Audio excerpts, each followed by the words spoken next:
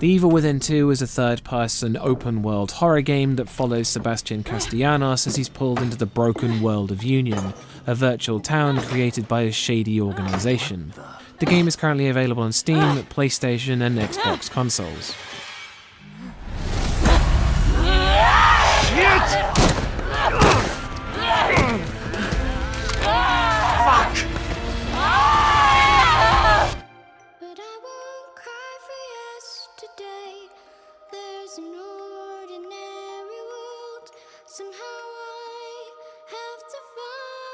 Atmosphere.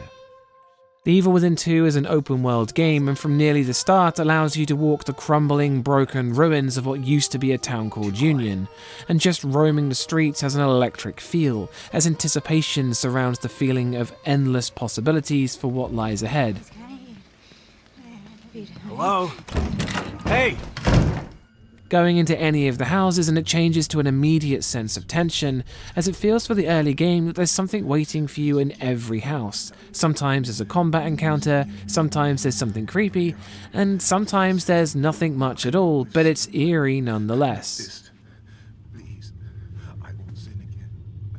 Please forgive me. I'm sorry.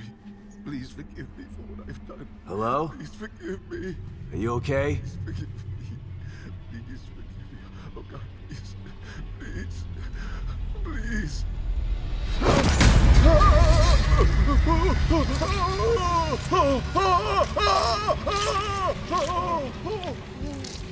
The story inevitably pushes you towards the game's antagonist, and the early game is more about art and gore, and leads to some hauntingly beautiful scenes of depravity, with the sharp tones of murder conflicting the lavish unrealism of a virtual world, allowing for them to mesh together, creating time-looped sculptures of people being killed. That's one of the search team. The dark corridors of the Marrow are always foreboding as they twist and bend, but as time goes on, it leaves a lot of these things behind and presents a more linear path forward. The second antagonist comes in and things become more about fire and guilt, and it feels like a lot of the atmosphere is lost as it becomes much more of a desperate fight for survival, and the game ramps up in difficulty. The quiet moments disappear and it's mostly combat throughout the rest of the game.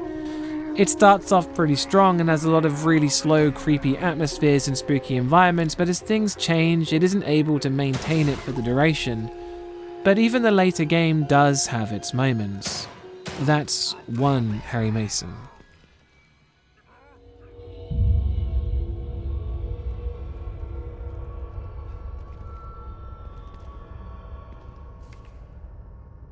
What the hell?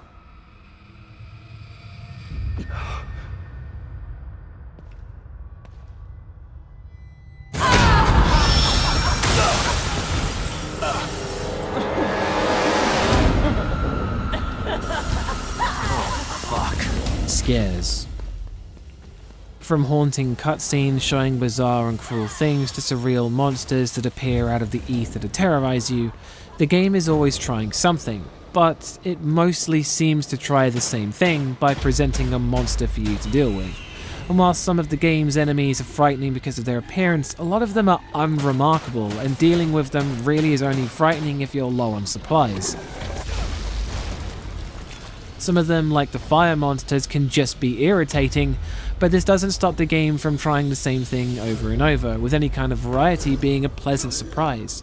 And there are some really great moments, with some tense chase sequences, mind-bending moments as the environment changes around you, a first-person section as you sneak through a corridor of deadly gas with enemies hunting you, to presenting rooms full of wire traps that harken back to the first game, and as previously mentioned, the cutscenes have some really cruel scenes that are unpleasant to behold.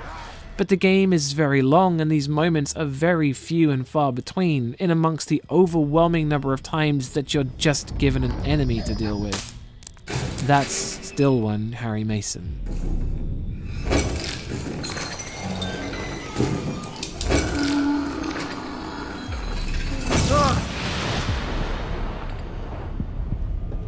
What are these things? Sound design. A whispery, thin, ghostly sound is layered over the dark groan of a large stringed instrument. The radio clicks on and its sound reverberates across the floor as the static creeps in and the unintelligible whimpers of a woman leak through the radio speakers.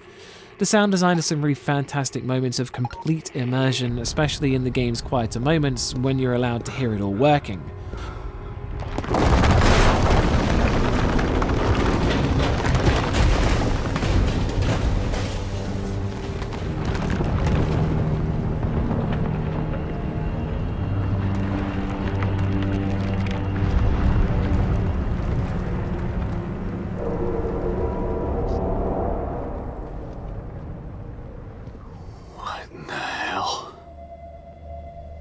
If it keeps breaking apart like this, there won't be any Union to search.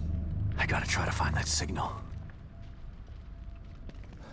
When the ferocity of combat starts up, the music uses dramatic, menacing horns and the sound of scraping metal and juttering strings, and really makes the combat feel like a life or death situation. The themes continue as the game changes its tone, with more religious and saddening pieces backed up again by Claire de Lune, making a return from the first game. Is it really you?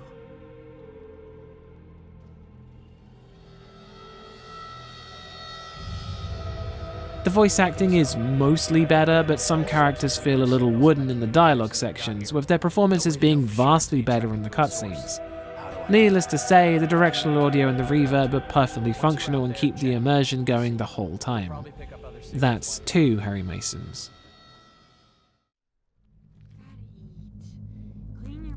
Gore. There's corpses of the people of Union left in bloody piles to really show how a literal city of people were reduced to a few monsters roaming a dead town. The blood is bright red and explodes out of enemies in a flourish. It sprays over the walls and leaks off of corpses once the head pops. There's lots of gory scenes throughout the game, with a lot of it either being cruel, deranged, or just morbid, but somehow it never feels excessive. The gore makes the combat as enjoyable as it can be. That's 3 Harry Masons.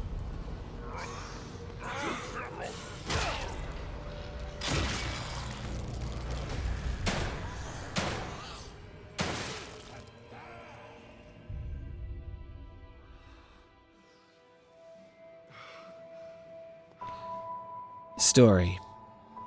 The story sees Sebastian drunk and washed up after the events of the first game as he's approached by an organization named Mobius to make amends for his failure to save his daughter in a house fire, and is told that she's alive and they need him to help save her. He's dragged into STEM, which allows him to access Union, a town not unlike Beacon in the first game, where a Mobius Special Force crew have tried to save his daughter unsuccessfully. Whilst the setup is a little generic and seems like an excuse to throw Sebastian back into a similar scenario, the game's story starts with a lot of mystique that sort of wavers as time goes on. There's some interesting diary entries about the technology used to make Union possible, but some of them can be a little boring. There's also memories you can recall from the radio that foreshadow events and document the decline of the Mobius task force, but they have a habit of painting most of the Mobius members as one-dimensional. More personal things like finding slides lets you sit down and talk to the events with returning character Kidman, but there's nothing too deep about them, with Sebastian recalling pained memories and swearing to make things right repeatedly. A lot of characters aren't really well developed very much before they either die or betray Sebastian, but there is a lot of side content and it's possible that there's more development in them. The story has a lot of memorable scenes, and whilst it sheds the open world as more and more it progresses, it doesn't hurt the feeling of progression. The game is about 13 to 15 hours long, with the potential for it to be even longer if you explore all the side content, which does go away to add flavour to the open world. Overall, there's a large quantity of story in the game, but more often than not, the quality comes into question, making the final score 3 out of 5 Harry Masons. Whilst I vastly prefer playing this game over the first game, it's lacking in quite a few ways, which is a little sad considering how well the game started, with the promise of an open world being so tantalizing. And it for a little while really does a great job at keeping that up, but the more the story progresses, the less desire there was to explore. Again, I'd like to remind you the whole thing is down to my opinion in horror games, and if you don't share this opinion, then that's cool, I get it. I'd like to point out that whilst I loved exploring Union, I didn't go too far and advise you don't either. There will be more horror reviews in the pipeline, and thanks for watching. And always go check out Bumps in the middle of the night. Peace.